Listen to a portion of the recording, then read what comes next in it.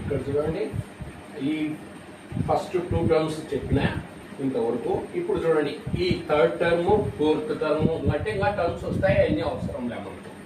ఈ third term నుంచి fourth term చూడండి, 8 స్క్వేర్ ఉంది ఇక్కడ ఈ థర్డ్ టర్మ్ లో. ఇక్కడ ఫోర్త్ టర్మ్ లో 8 క్యూబ్డ్ ఉంది, అంటే 8 స్క్వేర్ బయట పడుతున్నాయి ఈ టర్మ్ నుంచి. అంటే కనుక ఇది ఉంది, ఈ టర్మ్ నుంచి 8 స్క్వేర్ ను బయట పడేస్తే 8 స్క్వేర్ పోతే ఏం మిగిలా, n+1 C2. 1కు పవర్ ఎంత ఉన్నా 1. ఇంకా నేను సింప్లిఫై చేయాల్సిన అవసరం లే, అదంతా 1కు పవర్ ఎంత ఉన్నా 1. అంటే కనుక 8 స్క్వేర్ బయటపడితే n+1 C2 మిగిలా ఇక్కడ ఈ టర్మ్లో. థర్డ్ టర్మ్లో ఫోర్త్ టర్మ్లో 8 క్యూబ్డ్, ఇది ఈ వాల్యూ n+1 C3. 8 క్యూబ్డ్ ఉంది, అంటే 8 క్యూబ్డ్ నుంచి ఒక 8 స్క్వేర్ బయటపడా. ఇక్కడ 8 స్క్వేర్, 8 ఒకటి బయటపడితే కనుక 3లోంచి 2 పోయా, అంటే ఇక్కడ 1 ఉంటుంది, అంటే 8 ఉంటుంది. Plus and so on. ఇంకా ఈ -8 -9 అట్లే రాయి. ఇంకా ఇదంతా ఏమైపోతుంది, ఇదంతా 1 అయిపోయాయి, ఇది 1 అయిపోయాయి. ఇదంతా NC0 1 కదా.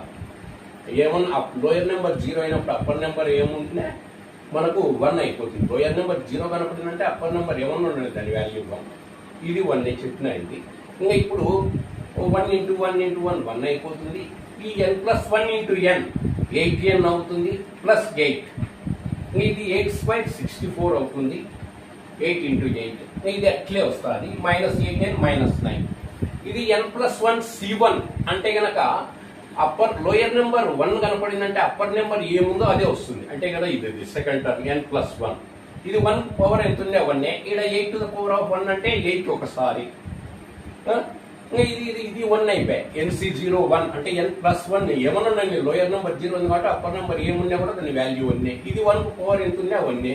8 పవర్ 0 ఉందంటే బేస్ ఏమన్నా ఉండండి, దాని వాల్యూ 1. ఇదంతా కలిపి 1. ఇంకా ఇది ఏమవుతుంది, 1 + 8 9 అవుతుంది, ప్లస్ 8n ప్లస్ 64 ఇంటూ ఈ వాల్యూ అట్లే రాసిన, ఇదంతా అట్లే రాసిన, ఏం మార్పు లేదు. ఇది 80, ఇదంతా అట్లే రాసిన. ఇదొకటి మాత్రం 1 + 8 9 అవుతుంది. +9 -9 cancel, +8 -8 equal magnitude and having opposite sign gets cancel. ఇంకా 64 ఇదంతా K అనుకో. K ఈజ్ అన్ ఇంటీజర్, ఏమన్నా కానీ, లేదు పాజిటివ్ ఇంటీజర్ కానీ, నెగిటివ్ ఇంటీజర్ కానీ, 0 కానీ ఏమన్నా కానీ. అంటే ఇచ్చిన ప్రాబ్లమ్ మనం 64 ఇంటూ సమ్ ఇంటీజర్ గా రాయగలిగినామా? So we have expressed the given problem as the product of 64 and some integer. ఇప్పుడు మనం ఈ 64 ఈ ఇచ్చిన ప్రాబ్లం 64 డివిజబుల్ చేయగలదు అని చెప్పగలం.